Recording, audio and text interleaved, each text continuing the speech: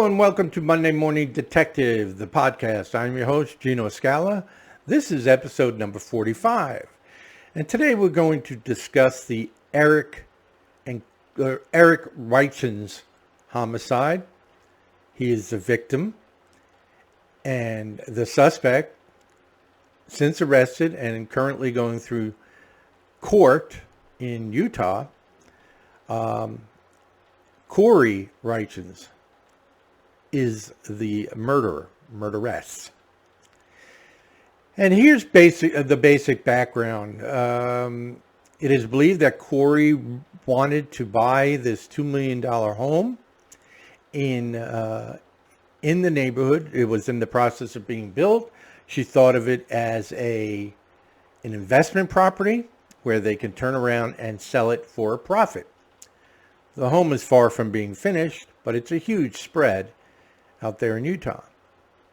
Now, the Richins family, I believe I'm pronouncing that correctly, Richins,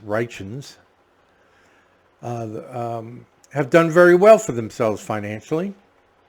And when she asked her husband, Eric, about buying this house, he did not think it was a worthy investment and decided against it. Well, that didn't sit well with Corey, that's Kouri, Corey Richins, who then proceeded to, later in the evening, fix him a Moscow Mule drink and laced it with fentanyl.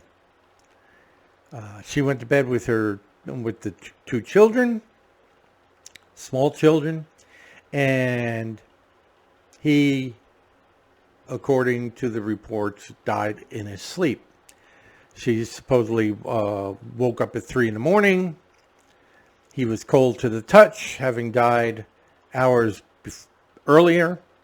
Fentanyl will kill you rather quickly. And so she calls EMS, and the 911 operator instructed her to do CPR, which she claims she pumped so hard and so vigorously for so long, pumped on her husband's chest, but to no avail. EMS arrives, they continue with CPR, and he's pronounced dead. So that's the crime scene. Now, as the investigators dig in, an autopsy revealed, clearly, she had not done any CPR despite her claims and her descriptive account. And there are certain bodily functions that occur during CPR that would indicate that to EMS that once they started doing it, they were the first ones to do it. And then they did a check of her telephone, her cell phone. They discovered that she had a secondary cell phone, and they grabbed her computer for investigation. And as a result, there was a treasure trove of evidence on these items. Now, just to backtrack a little bit, the murder occurred last year. She's on trial now. And in that interim, she had made a significant amount of money by authoring a children's book dealing with grief in the death of a parent. And she used the death of her husband as the model. So it was a children's book. It had done very well, something like, 14,000 or 140,000 copies were sold. So that's basically what she was known for inside this small circle of people.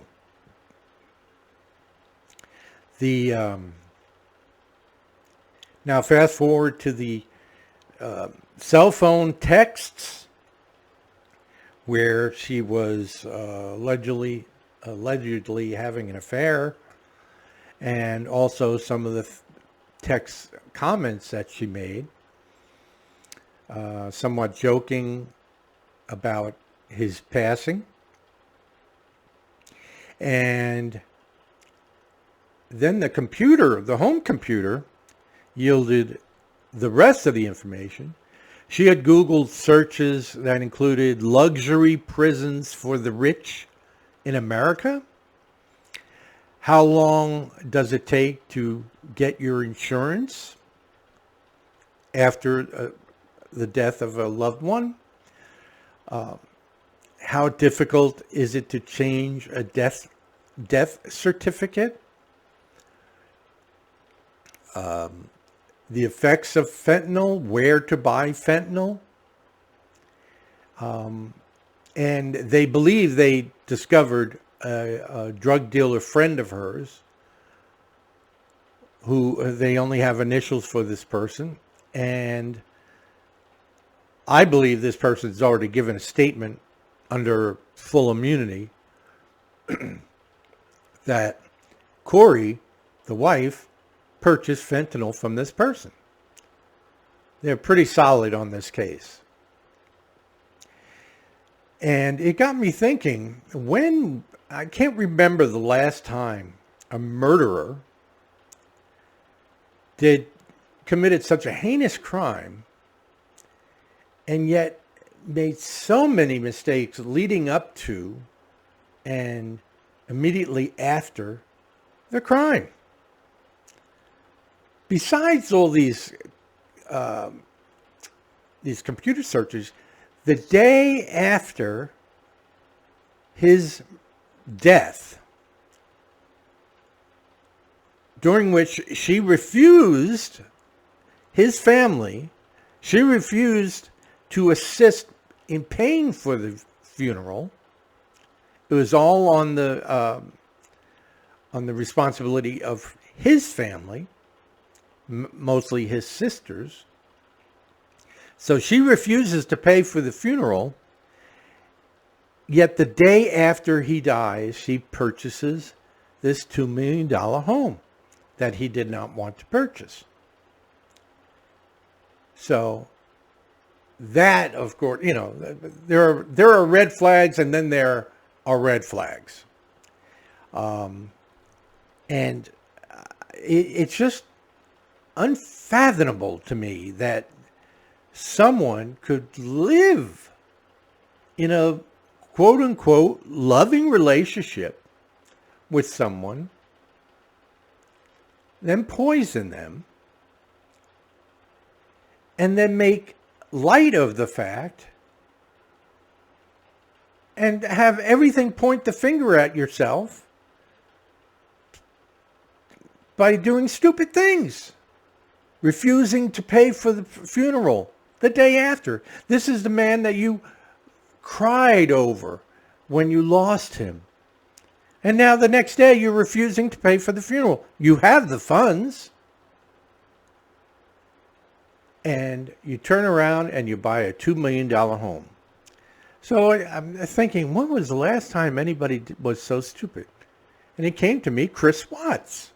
Chris Watts kills his entire family, his wife, beautiful wife, and 2 beautiful babies, in a terrible, terrible, terrible way. And secretes the bodies in a terrible, terrible, terrible way. Then goes on TV and does all sorts of interviews. These are people that just can't help themselves and maybe have a secret desire to be caught. I can't explain it. Murdering your spouse, that's done so many times in life that you can understand it. But these other things, why not just do it live on television? Why not set up your phone and videotape yourself killing your spouse and then post it on Facebook? That's about as stupid as any of these people. you're not really expecting to get away with it, are you? You're Googling luxury prisons for the rich in America. Please. Anyway, that'll conclude this episode of Monday Morning Detective, the podcast. This was episode 45, and this is Gino Scala, and we'll see you next time. Have a wonderful day.